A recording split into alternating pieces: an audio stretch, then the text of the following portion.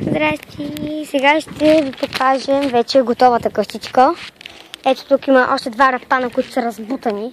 Не знам защо, само да ги сложа. През това време вие ще се налюбувате на нещо там, което снимам. На гащата на пешка. Да. И ето е готовата къщичка. Нямахме достатъчно материал, за да направим покрива. Стените и покрива. Но така става през лято и им е топло на някои хора. Да. Деца. На някои деца. И остава само да я боядисаме. Тя вече е боядисана, както виждате, в кафяво. Но мислим да направим други цветове. Да, мислим да сложим и други цветове, но ако решим, ще ви заснем още един клип да видите как изглежда вече в другия цвят.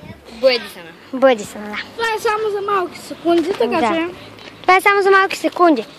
И така, ако ви е харесал клипа, направете си такава къщичка, ако желаете. Ако не, както искате. Така.